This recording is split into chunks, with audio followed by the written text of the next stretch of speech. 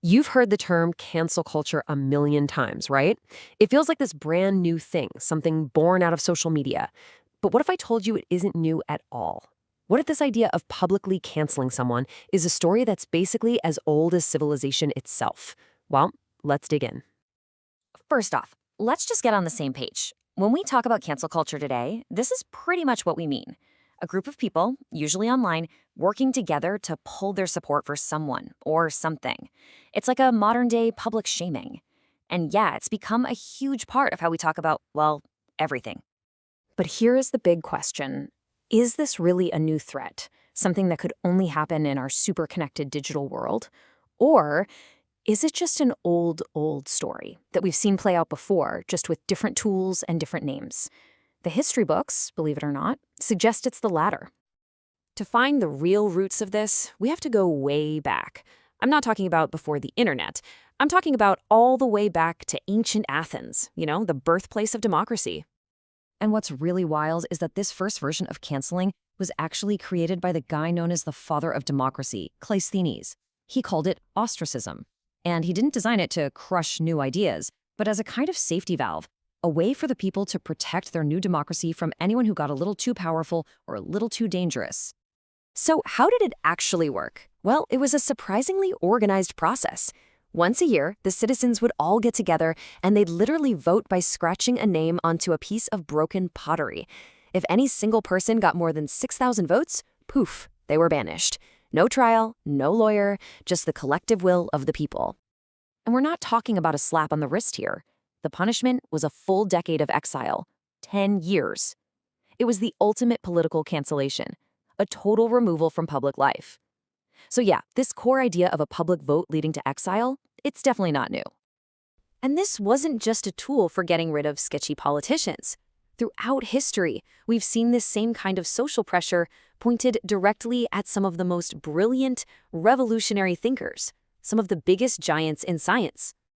I mean, just look at Galileo. His idea that the Earth revolved around the sun got him locked up for life by the church. A few centuries later, you've got Albert Einstein facing this massive smear campaign in Nazi Germany to try and discredit his theory of relativity. In both situations, you had powerful groups trying to cancel not just the person, but the idea itself. And you know what? In both cases, the ideas won in the end. Big time. Now, this pattern doesn't just stick to the serious worlds of politics and science. Oh no. It has played out again and again and again in the world of entertainment and pop culture. The 20th century is just littered with examples. In the 1920s, jazz was the big bad. By the 80s, there was a full-blown moral panic over the game Dungeons and Dragons. And then in the 90s, you had Congress holding actual hearings about video games. It's like every single generation finds some new piece of culture to label as a corrupting, dangerous influence. Let's just zoom in on music for a second. Back in the 20s, people were writing articles claiming that the rhythms in jazz music literally provoked violence, and it led to bans in tons of communities. Flash forward to the 70s, the punk band the Sex Pistols were being targeted over an out-of-context quote. And today, it's basically a rite of passage for any major artist to go through their own public trial by fire. So, what was the results of all these cancellation attempts?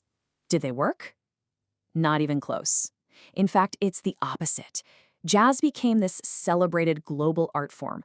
Dungeons and Dragons is more popular than ever. And the video game industry, it's bigger than the movie and music industries combined. The very things that were targeted didn't just survive, they absolutely thrived. So when you put all these pieces together, what's the big takeaway here? What is the real enduring legacy of this pattern that we see throughout human history?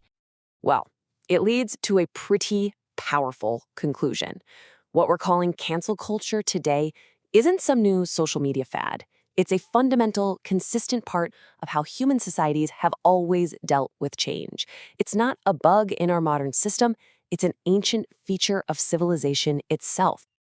One way to look at this whole messy process is to see it as a kind of giant social filter. The source material puts it perfectly. It's a test of values that filters out what is weak and strengthens what remains. It's basically how a society, over time, figures out what ideas are worth keeping and which ones get left behind. And that's the final twist in the story. The people, the art, the ideas that actually make it through these challenges, they don't just limp across the finish line. They often come out stronger than ever before. Their legacies get cemented, and their importance is actually reinforced.